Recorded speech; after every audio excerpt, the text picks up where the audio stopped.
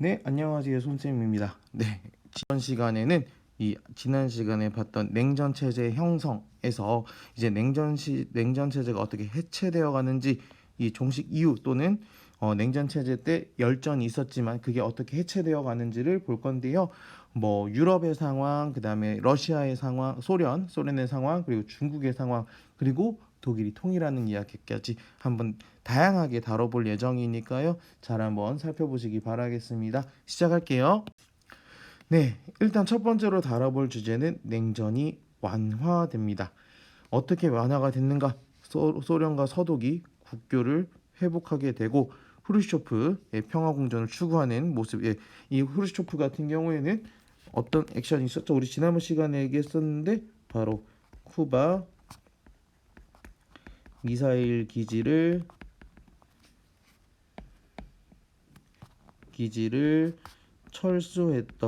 철수했던 모습이 보이기도 하고요.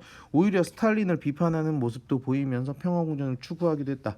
그리고 세 번째로는 뭐 여기 나와 있는 것처럼 뭐 닉슨 독트린을 선언했습니다. 그러면서 베트남 전쟁에서 네, 철수하고자 하는 모습도 보이고 했다. 그리고 미국과 소련이 아예 서로 전략무기 제한 협정 체결을 하기도 하고요. 그리고 서독의 총리였던 빌리 브란트가 동방 정책을 추진해 나가면서 제2차 세계대전에 대한 피해자들에 대한 사과의 목소리를 보이기도 한다. 이 특히 빌리 브란트 같은 경우에는 어디로 간다? 네, 폴란드에 대해서 사과하는 모습 여기 보이시죠? 이런 모습도 보이기도 했다. 하지만 그 가운데서 위기감이 고조되기도 했는데 이 메카시즘 그다음에 뭐 베를린 장벽 건설 또는 앞서 언급했던 쿠바에서 미사일 위기가 있기도 했었다라고 보시면 되겠고 그리고 소련의 지배가 균열이 되기도 합니다. 왜? 너무나 공산주의가 쭉 빡세게 가다 보니까 그에 대한 반소 민중 봉기가 헝가리나 체코에서 일어나기도 했다 정도만 여러분들 정리하시면 될 것 같아요. 그러는 가운데서 이제 소련이 변화하고 결국엔 해체해 나가는 지금의 러시아로 나아가는 과정을 한번 살펴볼 텐데 크루시초프가 내려가고 나서 고르바초프가 이제 등장을 합니다.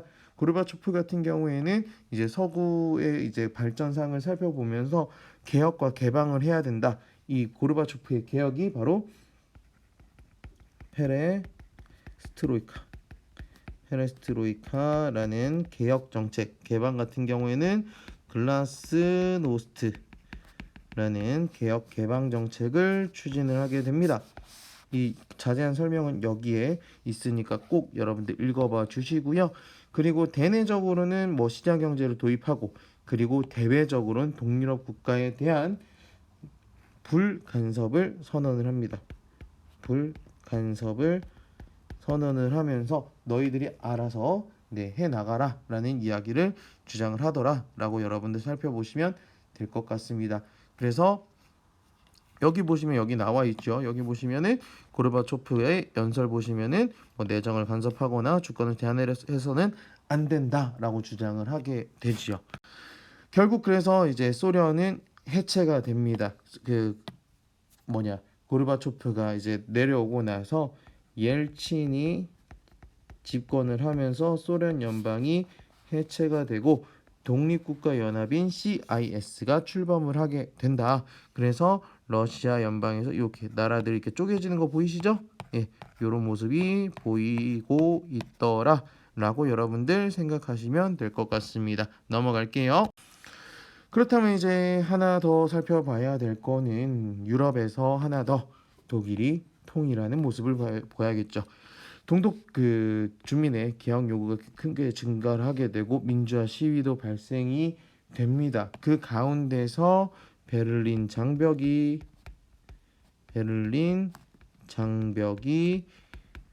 붕괴가 되고요. 결국에는 서독에 의한 동독 흡수 통일이 1990년에 이뤄지게 되었다라고 이제 보시면 되겠고 다른 나라들 살펴보면 이 폴란드나 루마니아, 체코슬로바키아, 유고슬라비아 이런 나라들은 어떻게 독립 또는 분리하게 되었는가? 폴란드 같은 경우에는 1989년에 총선에서 바웬사라는 자유노조가 바웬사라는 인물을 중심으로 하는 자유노조가 승리하면서 비공산주의 정권이 수립되고 자연스럽게 이제 독립을 하게 된다 보시면 되겠고요. 루마니아 같은 경우에는 민주화 운동을 탄압하던 독재자 차우셰스쿠를 처형을 하기도 했다. 그리고 체코슬로바키아 같은 경우에는 하벨이라는 인물이 등장해서 체코와 슬로바키아를 아예 분리시키고 독립하는 모습을 보이게 되고요. 그 다음에 유고슬라비아 같은 경우에는 인종 간의 그런 분리가 있어서 여러분들이 이제 아는 이런 나라들 슬로베니아부터 마케도니아까지 각각의 나라들로 인종별로 또는 종교별로 성향별로 분리하게 된다. 근데 이 분리하는 과정에서 굉장히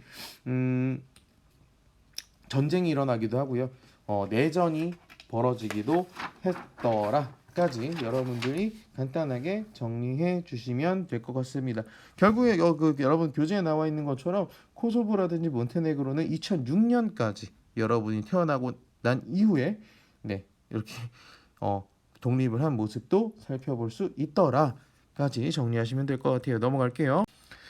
그렇다면 이제 아시아로 넘어올게요. 이제 중국까지만 보면 정리가 될 텐데 첫 번째로는 중화인민공화국이 1949년에 만들어집니다. 국민당과 공산당의 내전에서 공산당이 승리하고 토지개혁이나 산업을 국유화시키면서 공산국가로서 모습을 이어나갑니다. 여기 바로 이 마오쩌둥 이 사람이겠죠. 그래서 마오쩌둥을 중심으로 두 가지의 운동이 추진이 되는데요. 첫 번째로 살펴볼 거는 바로 대약진 운동입니다. 대약진 운동. 이 대약진 운동에서 무엇을 했는가? 첫 번째로 볼 키워드는 바로 인민공사예요. 예, 인민공사를 통해서 마오쩌둥은 여기다 쓸게요. 중국식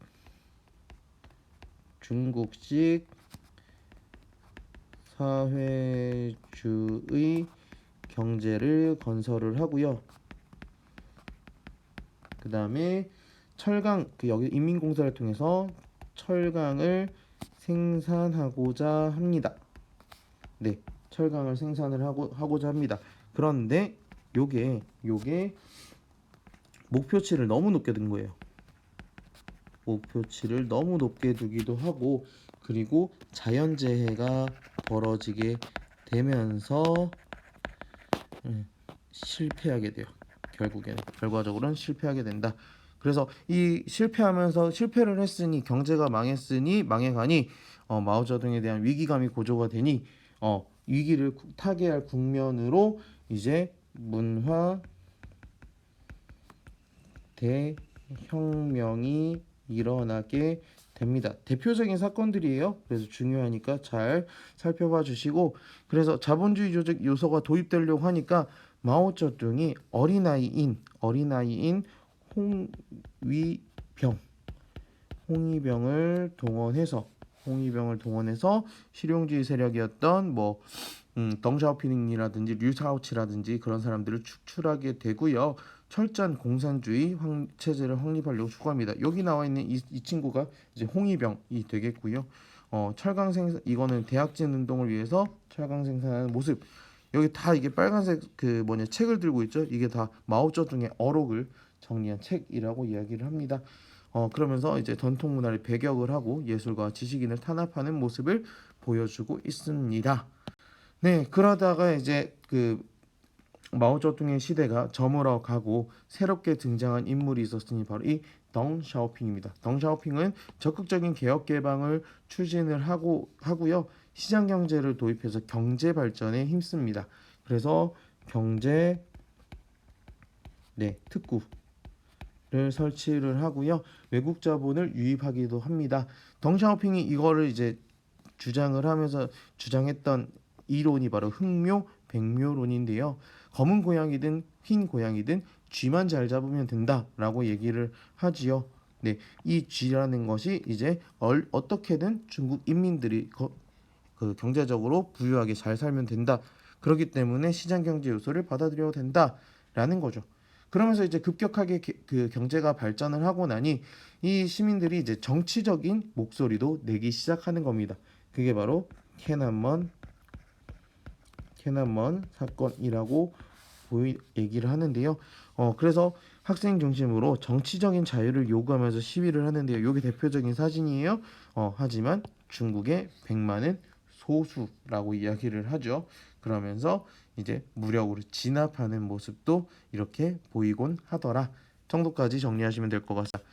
네, 일단 오늘 내용은 냉전의 완화를 중심으로 살펴볼 텐데 냉전의 완화를 봤을 때 기본적으로 첫 번째로 봐야 될 거는 소련이 어떻게 해체되어 왔는가, 그리고 유럽에서는 독일은 어떻게 통일을 해 나갔는가, 그리고 기타 유럽 특히 동유럽의 독립 과정을 살펴보시면 되겠고요.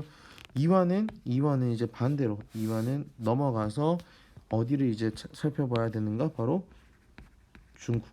중국 같은 경우에는 지도자 2명 공부했습니다. 바로 마오쩌둥과 덩샤오핑. 그렇죠, 덩샤오핑. 그래서 경제 개발을 위해서 대약진 운동을 하기도 하고, 이게 실패하고 나니 문화대혁명, 줄여서 문혁이라고 정리할게요. 문화대혁명을 전개하고, 덩샤오핑은 개방 정책을 추진을 하다가 이 개혁 개방 정책에서 이거에 더 나아가 정치적 자유를 요구하니天安門 사건으로 밟아버리더라. 정도까지 여러분들 정리하시면 될 것 같습니다. 요렇게 6단원 정리하고 마지막 다음 영상이 아마 마지막 영상이 될 것 같습니다. 그렇게 정리하고 넘어가도록 하겠습니다. 고생 많으셨습니다.